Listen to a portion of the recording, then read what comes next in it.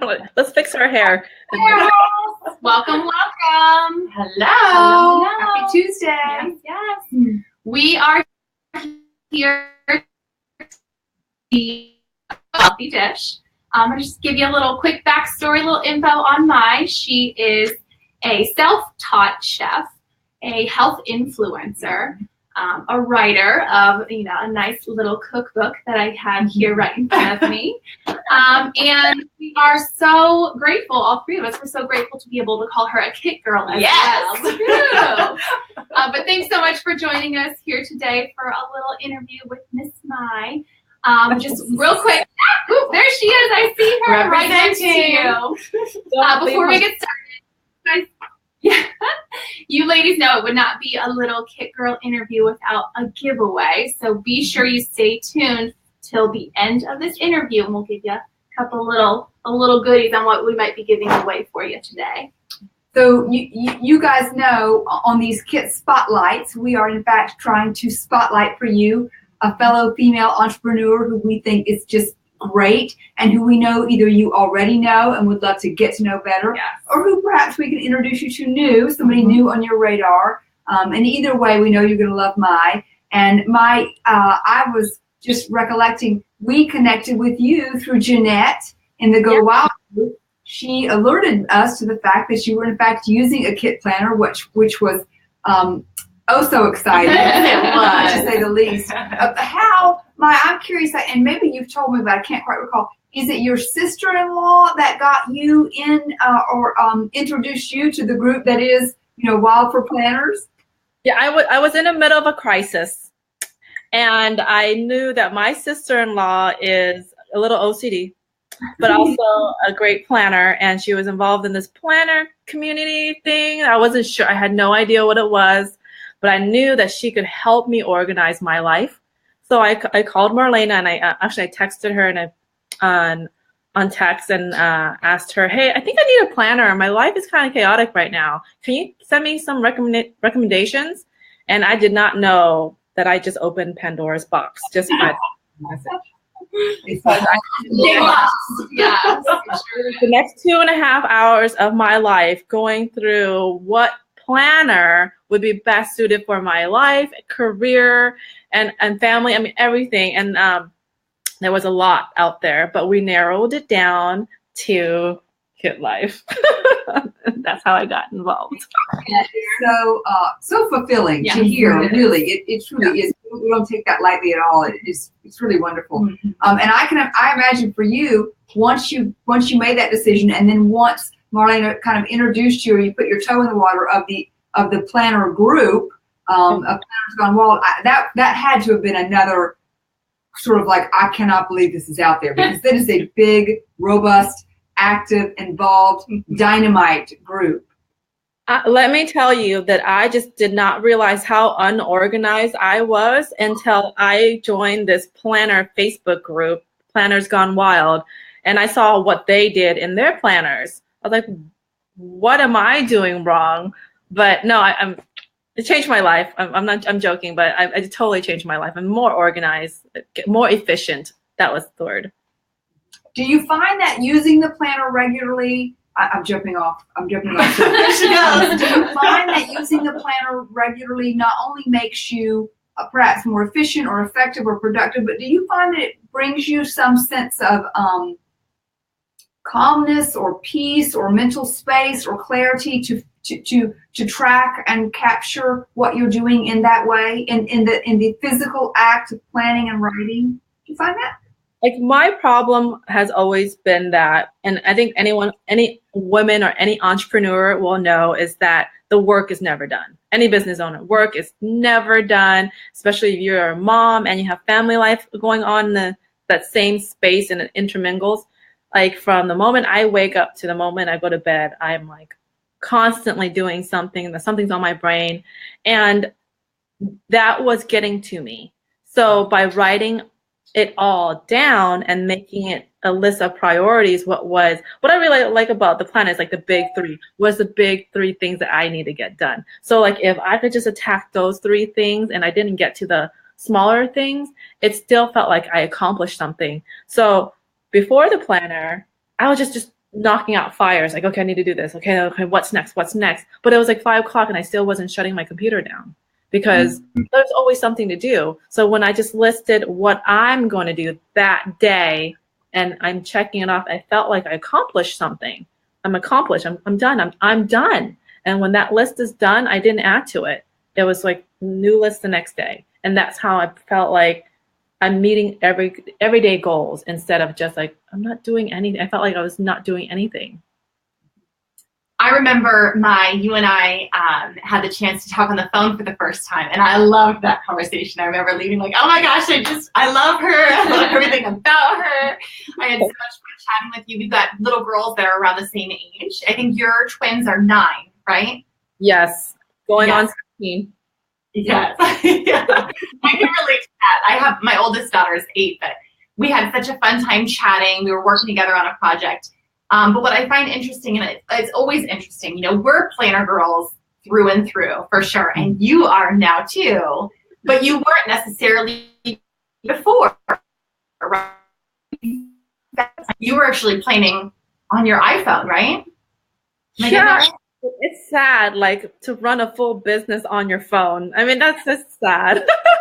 But I had all my stuff. Be effective with it, but it's interesting that was kind of like your birth into the planner world was kind of like a changeover from a way that wasn't working for you, right? That wasn't making you feel efficient and effective.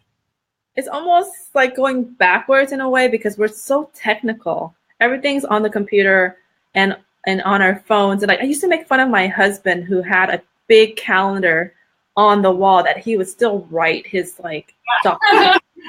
That's us. Funny. Put it in your phone.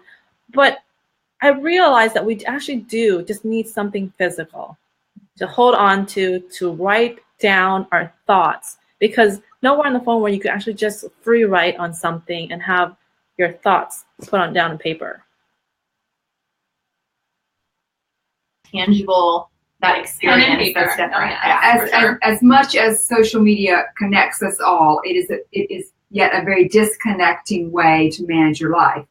And I think we certainly, the tangible aspects, the tactile aspects of physical paper planning appeal to us, and to obviously, thankfully, a great large number of other people as well. But we want to jump in if we can and talk about what you do with My Healthy Dish, the cookbook, kind of how you're running that business. And so we're going to make some questions about that. That's okay. Yeah, the phone call. I'll wait. All right, back to business. Authentic, right? Okay, Mike, so you have a fantastic blog, My Healthy Dish, that offers a ton of free and delicious recipes and content. Yes. You don't technically cater to one very specific diet plan. It's kind of all-inclusive. If you're paleo, if you're gluten-free, if you're vegan, there's something there for you, which I absolutely love. But we would love to hear a little bit more about how My Healthy Dish started and kind of where it all began. I love that question. So it's like the origin story of how this, and it's not as interesting, but I love it because it was such a short while ago, 6 years ago, that I started. I got this little thing called an iPhone, and I downloaded Instagram, and I just started sharing recipes of like what I made for my family. And it was in like a lot of pictures of my kids and then some recipes that I was making at home. And I got more likes on the food than the kids. I knew I had something there. And so I got like 300 followers. I was like, wow, this is crazy. There's like people who are asking for recipes. And it just clicked, like maybe I could actually like do something about this. Like people really need healthy recipes and they want it from someone they know and not just some magazine or like website. They really want it from like me, like, hey, what is this spice to use? Like this personal touch. And I didn't have my recipes written down anywhere. So anytime anyone emailed me, I would email them back like, here it is. And it was getting too much. So I was like, okay, well, I guess I should just put it all on a website. Never had a website, didn't know how to make one.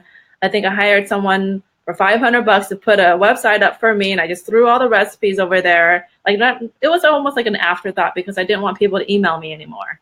It wasn't a business plan. And then the Instagram page grew even more. People were sharing my recipes even more. And it, got to like 10,000. I'm like, oh my God, there's 10,000 people who like my food. And then 100,000, 200, and now I think we're at 800,000 today. That was like years ago. And now the cookbook, and like we released 2 years ago.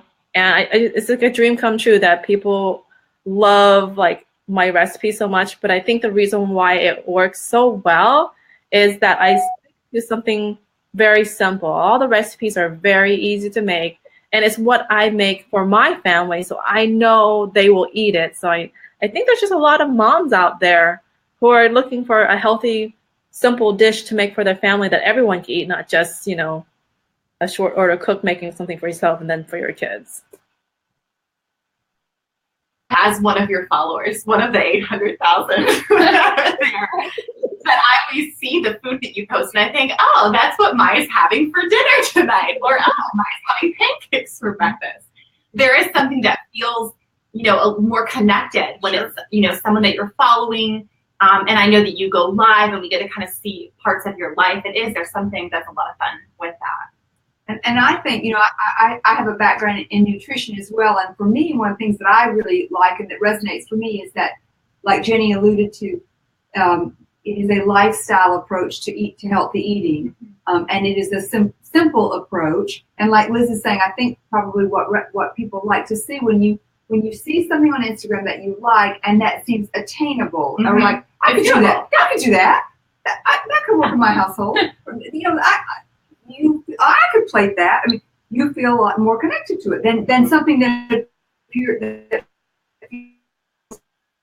just at a level that it's not what your life doesn't operate at that level. You can appreciate that level, but that's not real life for me. And I think, Mai, the way you present things and your philosophy, it seems to be about cooking and eating, is a very approachable and attainable and maintainable, maybe most importantly, level of cooking and eating.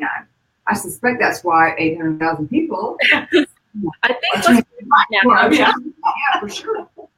I think what's great right now is that Instagram has added live video, and so is Facebook, but also stories, which is almost like a glimpse into what we really do.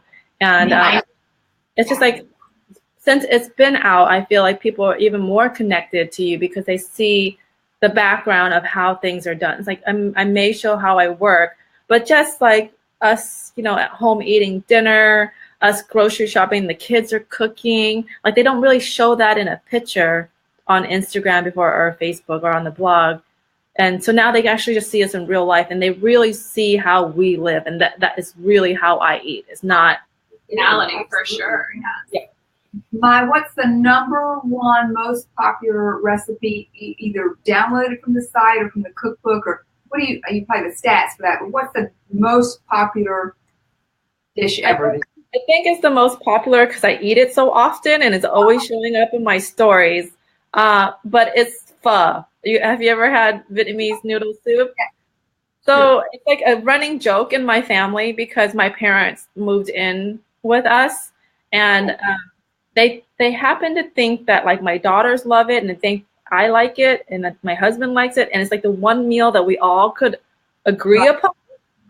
So it's made in our house once or twice a week, and then people see it in stories, and then I post it in this. So they were asking for the recipe. So it's the number one most requested recipe is pho. So I've made different variations on my blog of it. Like I have a vegan one and a chicken one and a seafood one. And I even made a turkey one on Thanksgiving with my leftover turkey. Awesome. Yeah, so the number one recipe that's requested is pho. Thanks to the exposure. And the extended family. Yeah, for sure. So I guess we might know what the answer to this question is, but what is your go-to meal to cook? Is it pho? If you aren't sure, you can't decide. Is that what you go to? It literally is. It's like if we have a chicken in the fridge, it's going in the pot for soup. I mean, I guess my second go-to is like this is non-cooking. This is like I'll get like a rotisserie chicken at Costco. Oh, I love Costco.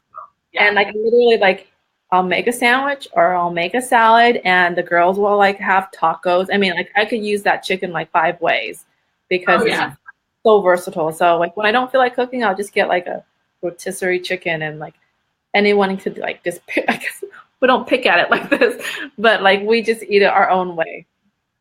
Are you the I'm sure you're the primary cooker in the kitchen in your house, but you mentioned your in-laws. Do they cook as well? Is it always you in the kitchen? Does anybody else dare, cook the dinner? It's my parents, and they're very traditional. They're very Vietnamese, so like it's all like all the food that I grew up with. So they've taken over the dinner preparation and making dinner. And since they've moved in, I think I've gained like 10 pounds because I can't say no to the food that I grew up with. But it's like a lot of carbs, like Vietnamese food or Asian food has a lot of rice noodles, a lot of noodles and rice. And like I need to start cooking more for dinner because my clothes are not fitting. So. Hey, Mom and Dad, I need it for social media. I got to get my recipes out there. That's what this is about today. Now, here's a question for you, though, Mai, that I bet lots of the Kit Girls would like to know the answer to, because in our community, meal planning is something that's very popular. And we promote meal planning as well. It's part of the planner. And certainly we think it is a great way to obviously plan for the week ahead, to set yourself up for some healthy meals, to get yourself organized like on a Sunday. Do you meal plan? Does it look like typical meal planning? I'm sure for you meal planning takes way more elaborate. But for the meals that you're eating at home, are you planning ahead, or are they eating whatever it is that you are preparing for, quote, work? I really recommend like meal planning for anyone. Just like there's so many benefits to meal planning, and it's not just like there's people who take it to the extreme who meal plan like all their meals and they cook it in advance and that's what they eat for the next 3 to 5 days. And I've done that before, and that's awesome. But I think meal planning for me is really like grocery shopping with a list, like writing down what you're going to make for dinner on Monday, Tuesday, Wednesday, Thursday, and Friday, and buying just those ingredients for those meals, because it saves waste and it also saves money. And then also you don't want to go to the grocery store in the middle of the week again for like parsley, or you forgot your milk, or you feel like so I do meal plan for many reasons, but one of the biggest reasons is because I have a big family. And I just want to make sure that the girls have their snacks for lunch. And so dinner's like approved with all six of us now. 6 of us. And now my husband's gluten-free because he's having some stomach issues. So like I really definitely need to stay on top of like our grocery list. And I'm the only one who actually does the grocery shopping, because then I can stay in control of like what we eat. But my trick is actually Costco. Yes, love our Costco. Where I go for like our big bulky items, like our proteins or fish, chicken, to save money. But if you ever go to the stores, like Sprouts has those bins, the bulk bin. You save so much money. People say that eating healthy is so expensive. Like you could buy quinoa for like a fraction of the price. You could buy chia seeds and like dried fruit and nuts. And I never buy almonds in a box. I buy my whole almonds in the bulk bin. It's just cheaper. Yeah, that's a good tip. It's a good tip. Now, Mai, when you're cooking, do you have a ingredient that's like your go-to ingredient or your favorite ingredient? When it comes to me, when I'm cooking, when in doubt, I throw in garlic. If I need anything, just throw some garlic in there. Do you have an ingredient ice that you always go to? I think it has to be garlic as well. I mean, garlic has adds flavor to everything, but I do use a lot of avocado oil. I buy that in bulk too at Costco because it has such a high smoke point, very mild. And I cook with it every day. So avocado oil is like my one thing that I have to have in the kitchen. Love it. And dark Do you- chocolate. So I've noticed before, and I think Liz has an interest in it, which is part of why I bring it up. Cast iron. That's all I use. Oh, yes. Yes. Yeah. Now just. It's so interesting. Give me the though. high points as to why I want to use cast iron. Oh, okay. So I think cast iron is like so universal. I mean, it's heavy as heck. So it's a workout just lugging that thing around.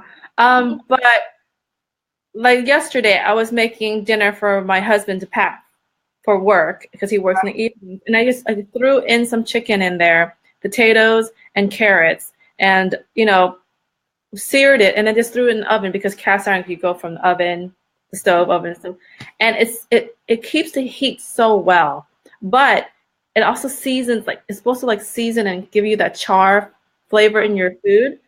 But it's really hard to take care of, but it lasts a long, long time. Like how many pots and pans have you gone through in your lifetime? Cast irons last forever. Like if you take the best kind to have, right, is like some hand-me-down from your mom. It's like, and I think they're all long.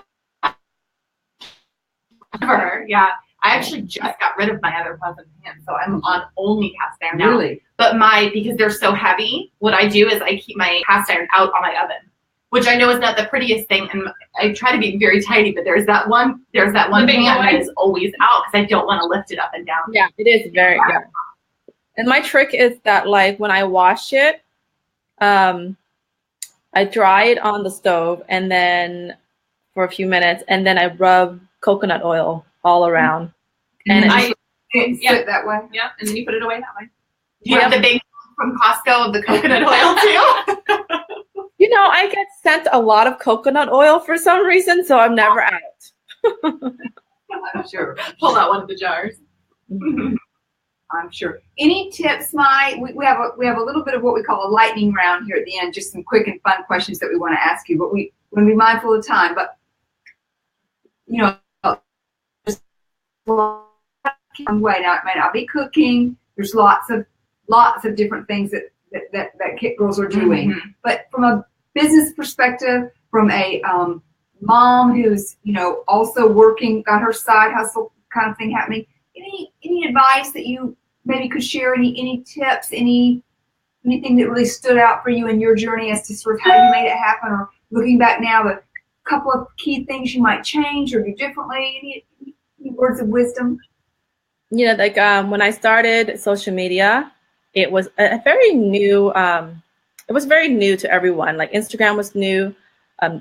Twitter was still like the main social. Twitter and Facebook, and Instagram was this new platform people didn't know about, and it has changed so much.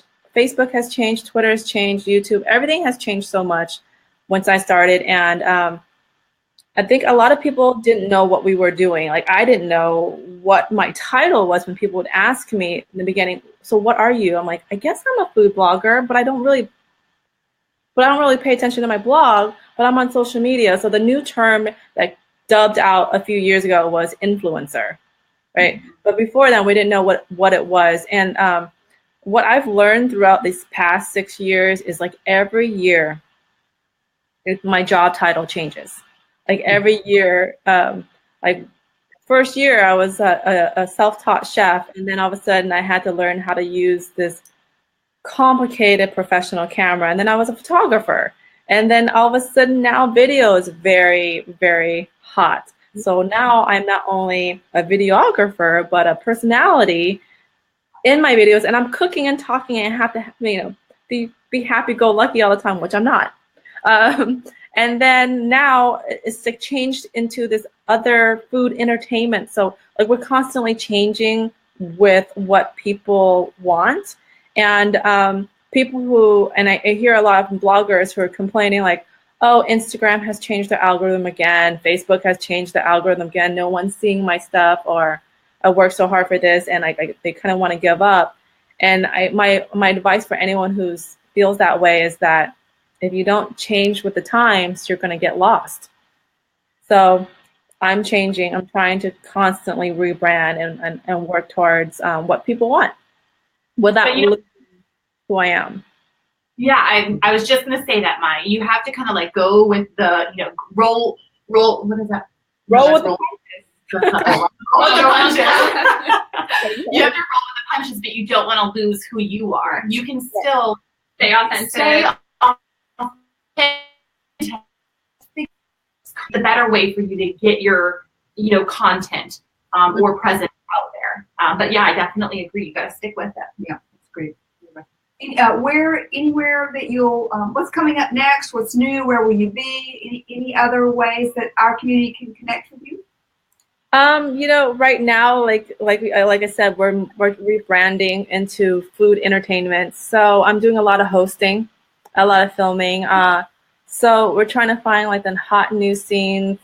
New Impossible Burger is really hot right now, and they're opening in Palo Alto. So we're gonna go out there next week and film that. So it's still healthy food. We're still staying in the healthy genre. We're still doing healthy recipes, but we're just branching out, just showing people more healthy news, healthy food, and just healthy entertainment. Love it. We can't wait to see all of that. I just want to be sure that people can get a look at the cookbook and the. Right now, I know. It's really lovely, and I like the size. We're very much book people. Liz is yes, we are. Claim paper snob. You really like the size and it's a lovely. Yeah. Okay, Mike. So some easy questions here at the end. I was just quick question, quick answer. Lightning round. Are you ready? Yes. Okay. So tea or coffee? Tea. Last book you read? Cookbook, that counts. That counts. Favorite magazine? I'm reading a romance novel right now. I won't even tell you the title. High heels or flip flops? Flip flops. Favorite TV show? I'm binge watching The Office right now. Yeah, I love The Office. The Office.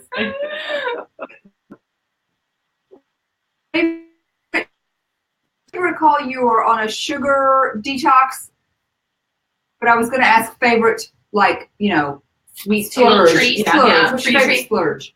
Oh, favorite. Oh, God. There's so many, but Raisinets. All of them. Raisinets is my thing at night. Oh, nice. Manis or petties? Well, petties. It's the flip flop thing. Yeah, it goes with You got to tell those. Favorite clothes. It's embarrassing. Well, especially when you live in a warmer climate like we're in Florida, you are in flip flops about 11 months out of the year, so you better take dresses care and of your flip feet. flops. Doesn't matter. You always put this on. All right, Maya. Well, that's the lightning round. You did great. You passed. Thank you. Before we sign off, of course, that we mentioned at the very beginning, there will be a little giveaway. I've been holding it most of this video. There are 2 items in the giveaway, and one will be are we frozen? Oh, there we go. Is the Coffee Plan Repeat Kit Life tote bag right there. Or Just put in it. and to put in your tote bag will be this lovely book from My Healthy Dish. Yay! Yes! Fun. Mike, thanks so much for joining us. This was a blast. Yes, thank you so Very much. fun. I know your schedule is very tight and you have a lot going on tonight. We appreciate the time, and certainly we know our Kit Girls do too. And remind us where you'd like us to go to find and interact with you. Instagram? Instagram probably is my main thing. So at myhealthydish_, and then all my recipes at myhealthydish.com. Wonderful. Sounds perfect. Thanks, Mike. Thank Have fun you. with Napa. Thanks, Have a big great girl. night. I will. Thank you, ladies. Thank you. Bye.